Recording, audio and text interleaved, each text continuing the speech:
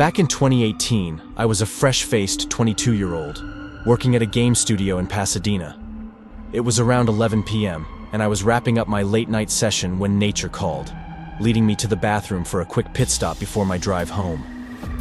As I'm standing at the urinal, minding my business, I finish up and turn around to wash my hands. But lo and behold, there's a kid, maybe 12 years old, right in front of me. I swear, I audibly blurted out, "Oh shit," and immediately checked my fly, thinking I had somehow zipped down in front of this random kid. But when I glanced up, the kid was gone, vanished into thin air. And let me tell you, that bathroom was spacious enough that I couldn't have missed him darting off. Nope, I got the hell out of there. Burning the midnight oil alongside my buddy Jacob, our desks were set up in an open office and Jacob's station was about 20 feet behind mine. It's around 2 a.m. and I happened to glance up only to spot a shadow creeping across the ceiling.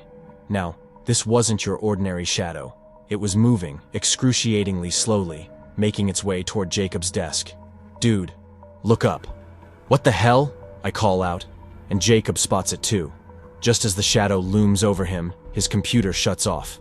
It was the same 12-year-old kid I saw at the urinal the previous night. "Yeah, screw this," Jacob declares, and we both bolt out of there. The next day, I'm chatting with a security guard and he drops this bombshell. Apparently, some poor kid fell down an elevator shaft and met his end back in the 1930s. Talk about a chilling encounter.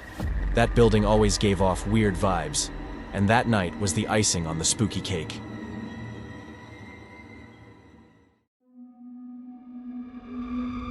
So it's summer 2019, I'm gearing up for my senior year at UCLA. Now where there's a boiling crab on Westwood, there used to be this rad bar called Bruco. It was the place to be. Karaoke nights, stand-up comedy, you name it. Summers at UCLA were lit, especially with all the foreign exchange students around. So one night it's my roommate's 21st birthday, and we're all out celebrating. It's about 2:10 a.m. and we're chilling outside the bar with our crew, just shooting the breeze. That's when we spot this girl passed out cold in an alley, completely out of it. We didn't know her, but she needed help, so we stepped in, got her address, flagged down some cops passing by, told them the deal, and they helped her home. Simple, right? Wrong. Some drunk dude who got booted from Bruco earlier starts mouthing off at us for getting a black woman involved with the cops. I mean, seriously? We were just trying to help.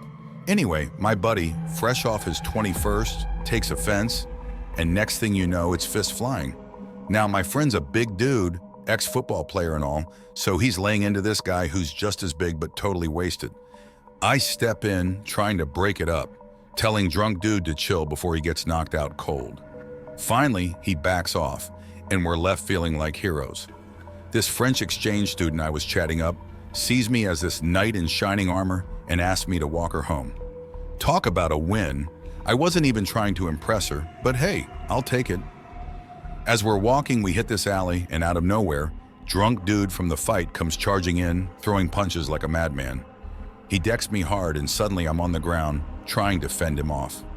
Lucky for me, some bystanders step in, including this DJ dude who legit saved my butt. The French girl bolts, and the crowd tells me to scram while they deal with drunk dude. I book it, bleeding and bruised, and I'm not even a block away when I realize this psycho's still after me. That's when I dial 911, and I'm on the line with the cops while this lunatic's chasing me down.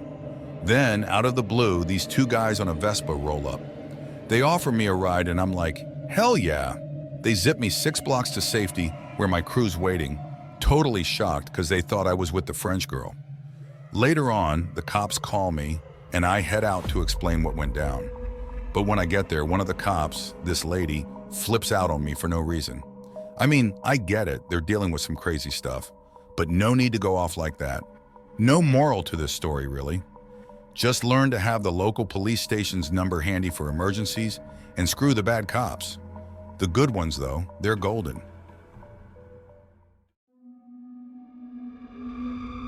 Back when I was working as an electrician for Los Angeles Unified School District, I used to go to different schools. And let me tell you, each one had its own spooky stories.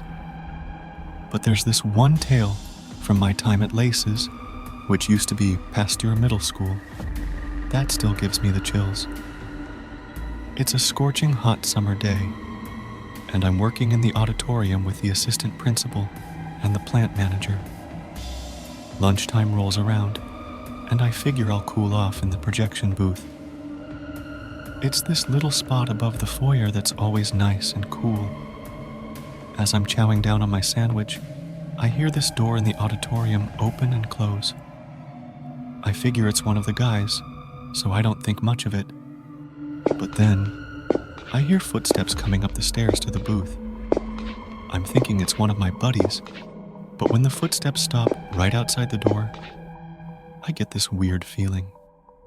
I crack open the door, expecting to see someone there, but nope, nada. It's just empty. I find the assistant principal and the plant manager. I asks, "Were either of you just in the auditorium?" The assistant principal says, "No, we've been sitting here for the last half hour." The plant manager, an older gentleman who'd worked at the site for years, got this big grin on his face and said, "You saw the ghost, didn't you?"